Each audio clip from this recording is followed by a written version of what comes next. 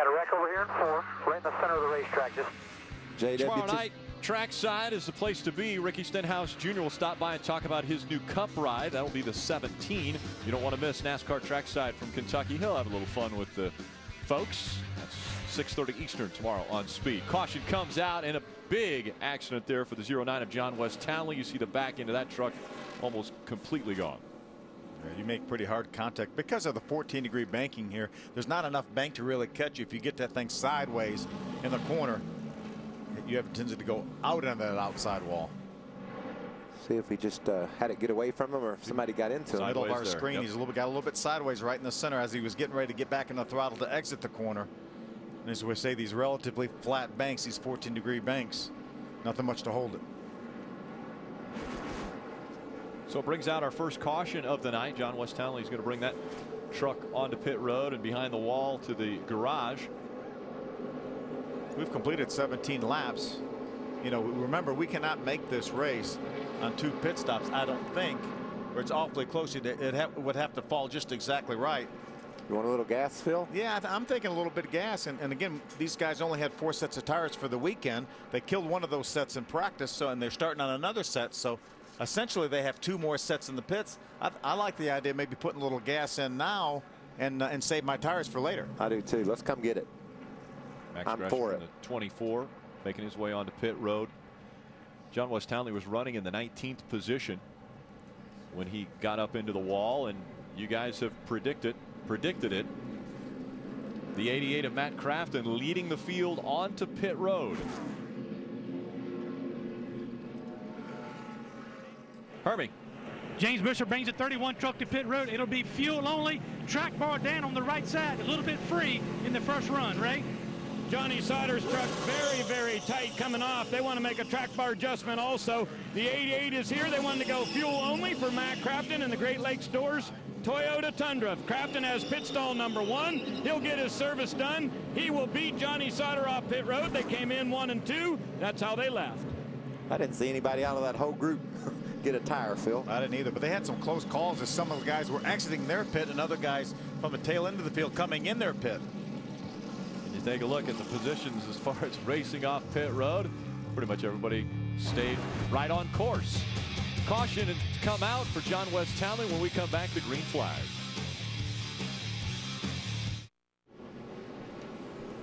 Race fans, Speed has teamed up with your favorite tracks to offer amazing ticket deals you can't get anywhere else. Why pay full price? Before you buy, go to speed.com/deals and see how much you can save. Be sure to check out our incredible inside deal for Watkins Glen International. Aaron's lucky dog will go to the 07. Speed's got deals. Aaron's got deals. Aaron's giving laps away. Just giving them away. Jeff Agnew gets a lap back. Free of charge. We saw the 24 of Max Gresham make his way onto pit road once again. Hermie, what's going on with the 24 team? Yeah, much like Ross Chastain, the 24 of Max Gresham just cannot get a break. Looked like he was having his best run of the season. The oil pump belt broke on that truck. They're going to try to replace it, get him back on the racetrack. Not really sure how much damage, if any, is done to the engine, but it's an oil pump belt for the 24. Ray? Hermie, I just ran up and down pit road on my end. I thought everybody had gone fuel only, but it turns out that Justin Lofton decided to go with right side tires. So the 6 truck with 2 tires, everybody else on my end of the pit road doing fuel only. Justin Lofton looks as though he's going to restart in the 6th position, just outside of row 3. We'll see if it works out for him as they come through the trial once again. Crafton on the outside, Sauter on the inside. Green flag back in the air. Boy, they're getting all seized up there. Look at them fan out. Matt held him down there to make sure he got that advantage into turn 1 and caused a lot of congestion behind him. It's amazing that we didn't get a chain reaction deal where somebody ran into somebody and then the next guy ran into the next guy harder. If we weren't at this big old wide Kentucky Speedway, we'd have certainly had that situation. We used every inch of it, didn't we? To the outside wall all the way to the inside of the apron. Oh, we got a sideways truck. What a save. Save it. Back around. Todd It's the Bodine. 11 of Bodine back in front of the field. 2 behind you. Clear. Everybody backs it down. And it Good looks save, as though boys. it's a one-truck incident. Caution flag does come out. I wouldn't count that as a save. Now, that was a spin, but we have seen Todd Bodine spin before and come back and win. Yes, yes, we have. And it was here. I believe it may have been. I believe it was here. So Bodine. Oh, he was hard loose. enter in turn 3. Loose from the beginning. And didn't he spin at Dover? When he won earlier this year. Yeah. Yeah. Well, maybe that may be a good omen. But we have to follow along. Yeah. Might be Todd's strategy. And the best omen is nobody hit him. Yeah, that's true. What a look at the field that's bearing down on him. He's sideways, and he does a nice job of keeping it from going into the wall. Look at the job that Dakota Armstrong does. Wow. Around the top. Paul Hiraka as well. Ted Musgrave helping Paul Hiraka miss that incident. I want you know, guys. John West Townley spinning. Todd Bodine, a champion of the sport, spinning. They're on the edge, especially at this point in the race, because the place is still hot. Right. They're wanting to go as hard as they can, get all the spots they can. These guys are driving right on the edge, and every now and then, when you're on the edge, you go over it. And that's what happened with Todd Bodine. We see him working his way back around the racetrack. Taking that truck to the attention of his crew. The field will line back up 2 by 2. When we come back, the green flag will go back in the air.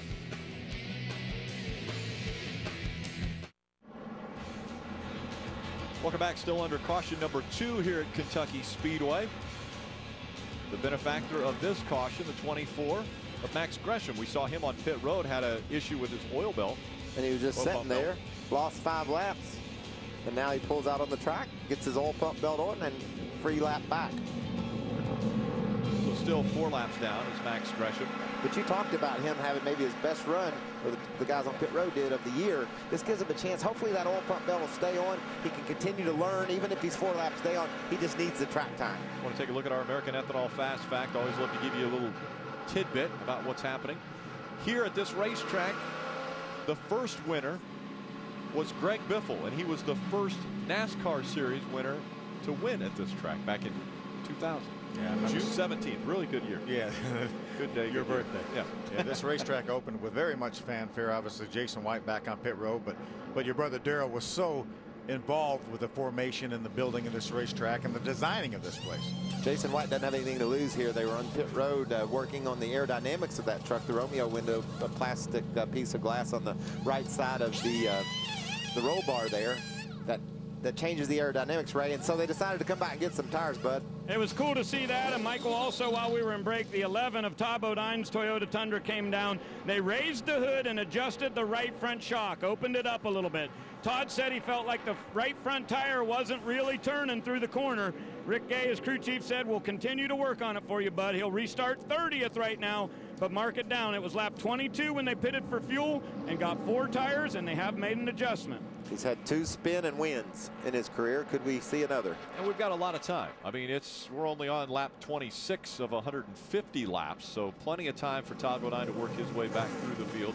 We've already seen some drivers work up from the back to the front.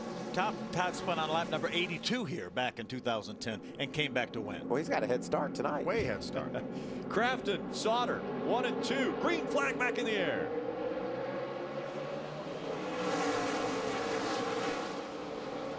A little calmer start that time, but they are 4 wide as they go into turn number 1. Here comes James Buescher to the inside, trying to take the lead away. How about Justin Lofton to the outside in that 6 truck? Buescher takes the lead as they go down the backstretch. Matt Crafton said, I got a pretty good start, and here I am racing for 4th. Parker Kligerman also moving in front. Oh, He Johnny takes Sauter third away. sideways. Sauter goes up the racetrack, catches it. That looked a whole lot like Todd Bodine's spin, but Johnny was able to hang on to that baby. Timothy Peters talked all day long about what a great truck he had. You see him looking on the inside of Hornaday there, but he's got company on the inside of him. Here comes Coulter.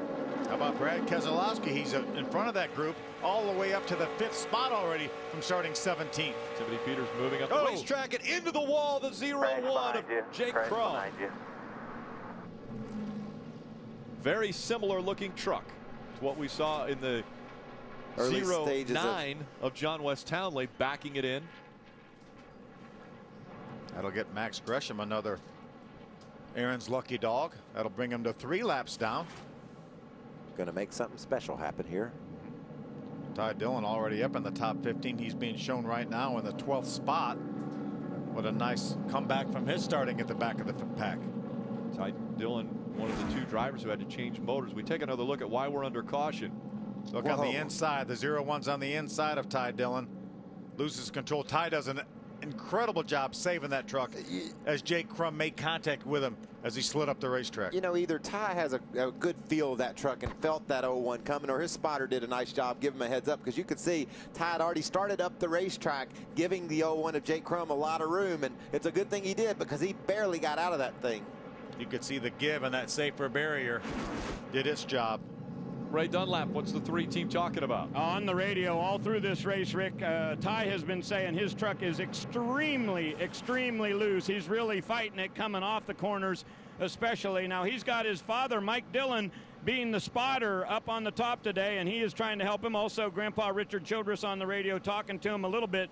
Normally, Kevin Hamlin has been his spotter, but that changed this week, as Kevin Hamlin now will work with Casey Kane in the Sprint Cup Series. So now, for today at least, Dad Mike Dillon calling the shots from the roof. Remember, this is where Ty made his debut last year in the Camping World Truck Series. There's Pop Pop, Richard Childress in the infield on one of the haulers. Again, this time it's Jake Crum into the wall, bringing out the caution.